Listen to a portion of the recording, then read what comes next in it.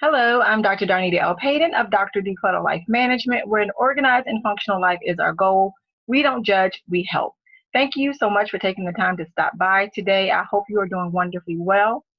I would ask that you would please like this video, subscribe, leave a comment, and please share this video with at least 5 people you know. I would greatly appreciate it. So in today's video, I'm going to be talking about something on the lighter side because I know we're going through such difficult times in our world. And if you're having a rough time today, it is my hope that this little bit of humor will help you. I believe that laughter is one of God's greatest gifts, and it really does do a heart good to have laughter. So I thought that I would teach today on a little lighter fare, even during a difficult time. So today we're going to talk about life on the inside, 5 humorous things we tell ourselves during quarantine. And if you see me look down, it's because I have notes because this is a teaching. So one of the first things we tell ourselves is bathing is optional. I would tell you, no, it's not. It is a trick of the enemy. Do not believe it. Do not do it. This one was never optional for me because I can't get 6 feet away from myself, and it's never far enough away from my nostrils. So yeah, bathing is not optional. I know a lot of people would say, well, I'm at home, so I don't have to bathe every day. Yeah, you kind of do, and we would appreciate it if you would, because no one wants to be offended, including yourself. So please don't fall prey to this lie. Bathing is not optional. I want you and I encourage you to remain at one with the soap and water. I want you to have a close relationship with the soap and the water. In fact, let's all just up our bathing game because we have to be in the house anyway. So, number two, one of the humorous things we tell ourselves during the quarantine is that brushing your teeth is also optional. I would say, see, number one, it is not. It is a lie. It is not something that I encourage and not something that I want you to do. So did I even really need to include this one though? Should I put this one on the list? I'm thinking maybe yes, I did. I did. Because a little birdie told me that this might be a real thing among my fellow humans during the quarantine. Um, yeah, that's just me staring at you in disbelief if that's you. This may not come as a surprise to you that not brushing your teeth is never optional, not something that we want to encourage, um, whether we're in quarantine life or not. Definitely don't want you to do that. I understand that there may be shortages of toilet paper in the beginning, and cleaning products may have been kind of difficult to get our hands on, and hand sanitizer. Well, do we even have to talk about the hand sanitizer? But I've never heard of a toothpaste shortage, so there's no excuse. Please brush your teeth. We all would appreciate it. And even if there was a shortage on toothpaste, almost everyone I know has baking soda on hand. So please use that in a pinch, please. And if you are not true to your teeth, you do know that they will be false to you, right? All right. Number three of the 5 humorous things that we tell ourselves during a quarantine is that carbs and sugar are your friend. Well, let me just speak. This is a personal one for me because maybe they are to you. But for me, no, again, that would be an untruth, a lie, even. Uh, they are more like frenemies. Again, speaking just for myself, that may not be your issue. If it is, let me know down in the comments if you agree that carbs and sugar are your frenemies. Um, they perpetrated for a time as though they were my friends. Maybe they were even close associates, maybe just for a brief time. But no, they both lied to me. Carbs and sugar are not my friends, and I suspect they may not be yours either. So I generally say stay away from them because they are truly not your friends. And again, they're not mine. Carbs and sugar like to stay with me, and they like to congregate around the belly and on the thigh area, and that's not a true friend at all. Not at all. So yeah, true friends know when to leave. Carbs and sugar like to stay around. Now I will admit that this one may just be specific to me. I said that already, but this is probably the best time to practice social distancing. And I mean, stay 6 feet away from the carbs and the sugar at all times. During times of duress and distress, we often turn to food for comfort or to make us feel better or because we're bored. Don't do it. My sister, my brother, do not do it. Do not do it. Find something else. If you're feeling bored, find something else to do. Food is neither your friend nor your comforter. Food is to give you energy. So remember that. If you're bored, find something to do. If are you feeling a little sad, find some way to encourage yourself. Do not, do not fall for the trap that carbs and sugar are your friends and you should eat them with reckless abandon. Don't do that. Maintain that pre-quarantine healthy lifestyle, that you had, those eating habits, or start it now. It's never too late. You can start a new routine right now, today, because when this is over, the only thing that might possibly fit you, if you don't, is number four. Number four, pajamas. Now, this is maybe my favorite. Number four in the five humorous things that we tell ourselves during quarantine is that pajamas are acceptable all day attire. Now, I will raise my hand to being guilty of this one. I absolutely love pajamas. I literally remember saying I wanted to start my company not only because I wanted to be the boss, because I wanted to be able to stay in pajamas if I wanted to. Now, let me be very clear. Remember, number one, that bathing was optional. So I don't mean, that you stay in your pajamas all day and you don't do number one.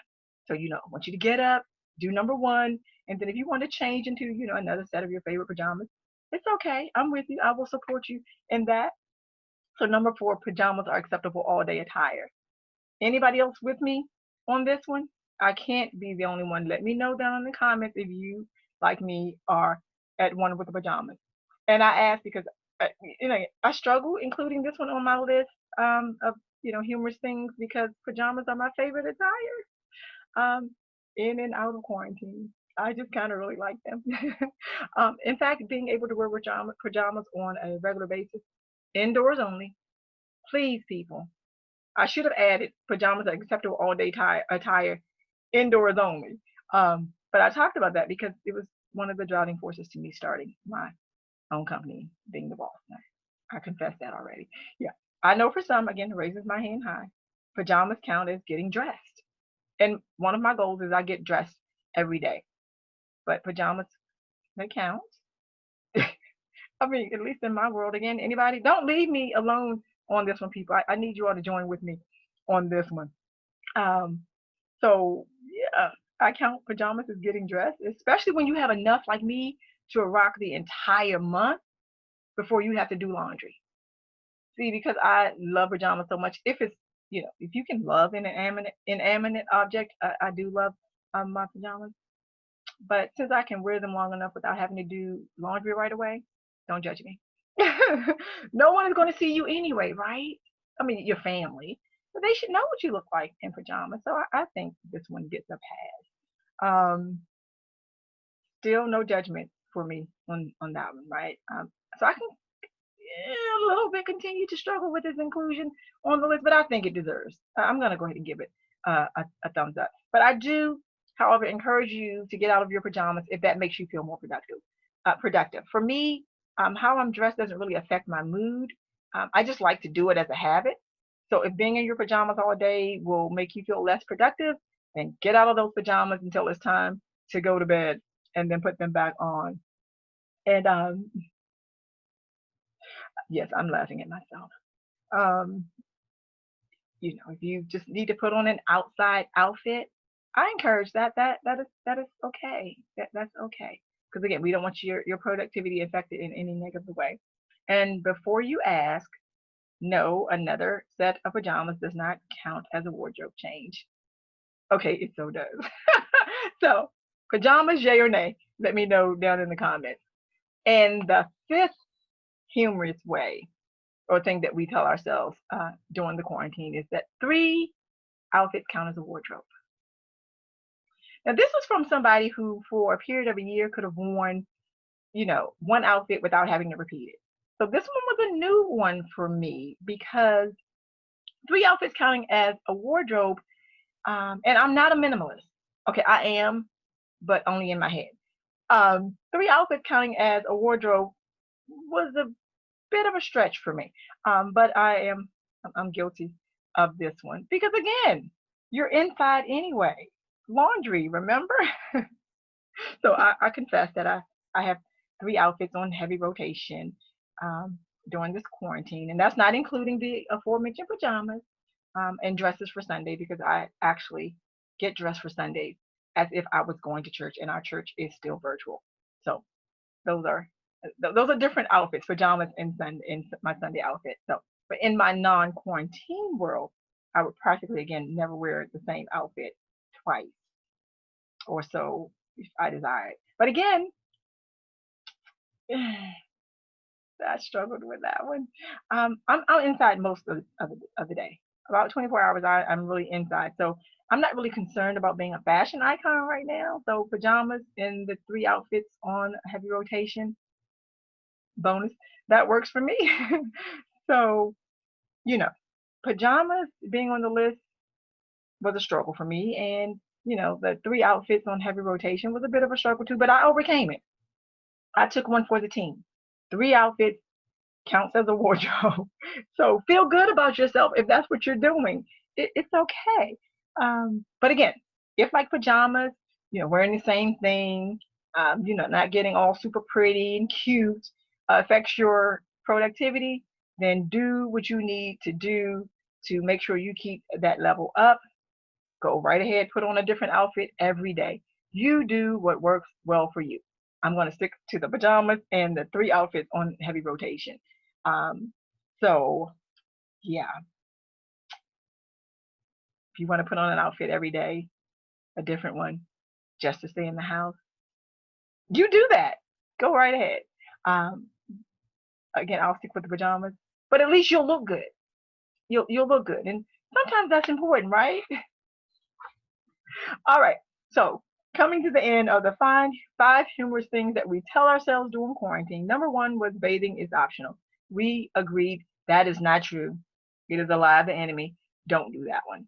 Brushing your teeth is also optional. It is not. Remember, if you are not true to your teeth, they will be false to you. Number three, carbs and sugar are your friend. Speaking personally, they are not my friend, so I have to stay away from them because we do not want to pack on the pandemic pounds. No, that is not what we want to do because then the only thing that will fit, number four, pajamas are acceptable all day attire. Again, I give that one two thumbs up. I agree. And the final one is three outfits count as a wardrobe. Again, whatever you need to do to make yourself feel good and to be productive, I want to encourage you to do that. So that's what I have for you today. I hope that this brought you some laughter. Again, laughing every day is good for the soul. It does our heart good. So I encourage you to laugh, laugh, and then laugh some more. All right, this is me, Dr. Darnita L. Payden. I am a business owner, Dr. Dakota Life Management, as I said. And if you ever watched me on Hoarders, I appreciate that you did. And I understand that there may be a resurgence of it on Netflix. So go take a look and let me know because people keep texting me and emailing me saying, hey, I'm watching you on Hoarders. Do you remember? Yeah, I do. I was there. So thank you so much. Please feel free to visit me at drdeclutter.com. And I, of course, am on the YouTube because that's likely where you're watching this at Dr. Declutter. And if you want to reach out to me, you can use this email address at askdrdeclutter@gmail.com. No spam because I will just simply block you. But if you want to send me a personal note, I would love to hear from you. And again, I always like to know if you'd like to see podcasts or blogs or videos in addition to the ones that I'm doing here. So thank you so much. I appreciate you stopping by today. And again, if no one has told you how awesome you are, I want to let you know that you are absolutely, positively awesome. Take care. Bye bye.